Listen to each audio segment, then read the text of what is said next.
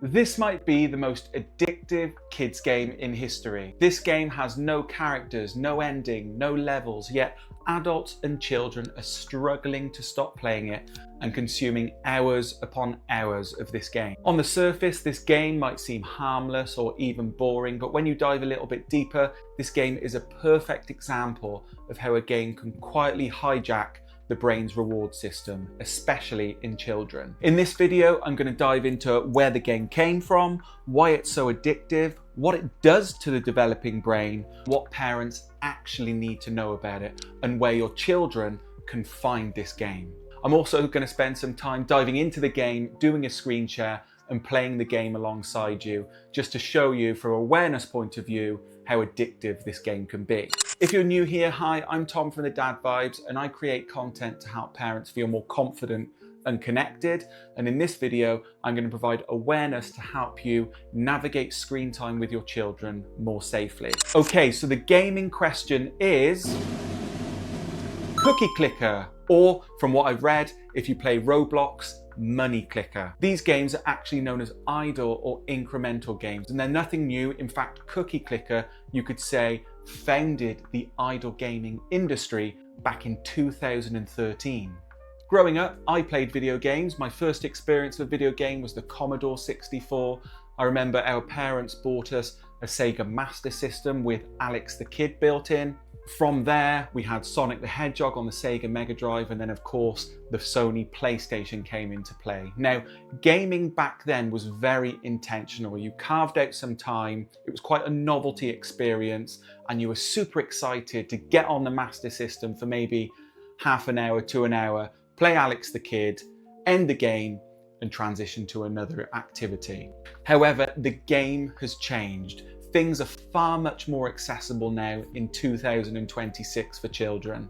And as a parent, if you've chosen to give your child unsupervised access to a device, to a tablet, to an iPad, then ultimately they will find these games, or their friends will find them and inform them about them. So if we don't have any awareness, any healthy boundaries around screen time, then your child could end up consuming lots of time on these games. So what is Cookie Clicker? What is an idle game? Essentially, there's one action. You click a cookie, and every time you click a cookie, you get more cookies. There's no ceiling to the number of cookies you can get, so you keep clicking until that number rises infinitely. Within the game, you can buy upgrades that do the clicking for you. So you could be at school, and at home, your game is working away because you've got something within the game doing the clicking for you. So you might be at school, but mentally you're thinking about how many cookies you might have by the time you get home. You can see within this game, there's one action: continually feed the brain's reward system. There's no challenge, there's no story arc, there's no winning, no losing, no final goal. The only instruction the game gives you is keep going. And that's a really important point, because all you're really doing is stimulating the brain's reward system. You're constantly spiking that dopamine. There's no end in sight. With the research I've done, people have got to millions, even billions of these cookies by continually clicking away. It blew my mind. So a quick brief history of Cookie Clicker. It was created way back in 2013 by a developer called Julian Thaynot. It was originally created as a joke, a parody of productivity culture, a satire of capitalism and endless growth. The game was intentionally meant to be pointless. But here's the twist: that very design made the game highly addictive and highly effective at holding and keeping attention. What started as a joke actually ended up creating an entire genre of gaming, a genre focused on compulsion rather than challenge. This game is 13 years old. Why would I need to create a video about it 13 years on? It comes down to one thing: these types of games now are far more accessible to children as young as 2 than they were back in 2013. It started with Cookie Clicker, but if we open up Roblox, so Roblox isn't something I'm familiar with. It's not something we allow our children to play, but I just wanted to show you the different types of incremental idle games on Roblox. So you've got Money Clicker incremental. If you scroll down, Elemental incremental, Faith incremental, Ascender incremental, Circle grinding incremental. If we look at the description for Money Clicker, welcome to Money Clicker Incremental. Click for money at first, very simple, but the more you progress, the game is becoming bigger. Your goal is to reach an unimaginable amount of money. You're the only limit here. Money Clicker is endless. So as you can see, this particular version has had 26 million visits. These are all the different badges you can get. And of course, those are the other games. So some of you might be watching this thinking, Tom, stop over exaggerating, stop inducing fear, everything in moderation. This game is absolutely fine. But I guess my question is, why? Why do we need to serve children, young children, again, children as young as 2, these types of games? There's only one reason, because it keeps them busy, because it keeps them quiet. But it isn't good for their developing brain. It's stimulating their reward system within their developing brain far too young.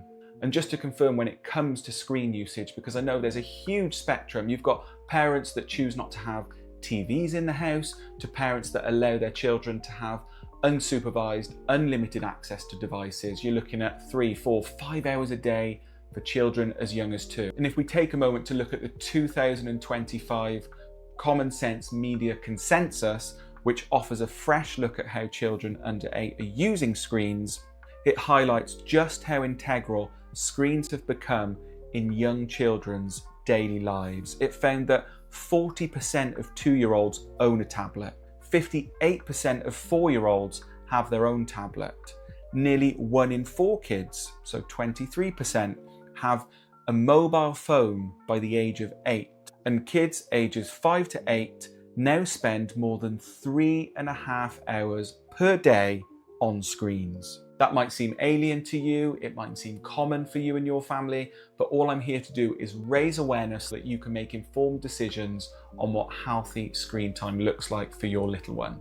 So why is it so addictive? I think at this point we need to talk about dopamine. It's so important just to have a basic level of understanding of dopamine, just so we can understand why games like this are so addictive for our kids. Essentially, dopamine is a neurotransmitter in the brain. It's often referred to as the pleasure chemical. Dopamine is actually about motivation, anticipation, the need for wanting more. You don't get a spike in dopamine when you win, you get a spike in dopamine when you're expecting something. And it's really important we take a moment to acknowledge that when we consider what our children are consuming on their device, because they can get caught in this constant cycle of seeking that dopamine hit. And Cookie Clicker, Money Clicker are perfect examples that get our children caught in this constant cycle. And if we think about what's going on neurologically when we talk about Cookie Clicker specifically, essentially when your child clicks the cookie and sees that number goes up, the brain releases dopamine, the brain links action to reward, and the brain wants to repeat it.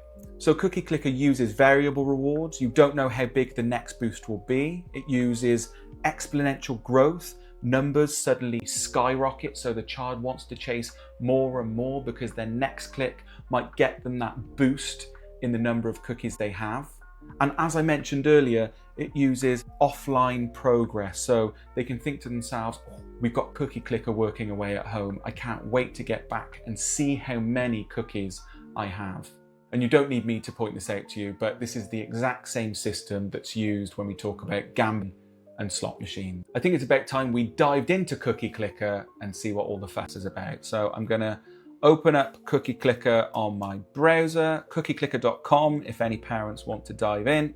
Consent to that. Okay, English. So this is the game. Strap yourselves in for the most addictive game you'll ever see. So we have 0 cookies. We have a flashing cookie, and we are called Space Grandma's Bakery. So we click a cookie and we get one. And there you can see our number is here. We need 100 cookies to buy an upgrade. We can buy a cursor or a grandma. So I'm going to click away 100 times. Look, I can now buy a cursor, still clicking. And just in case you're wondering, this is it. This is the game. Okay, we're almost at 100. Right, we can buy grandma. So I'm going to buy grandma.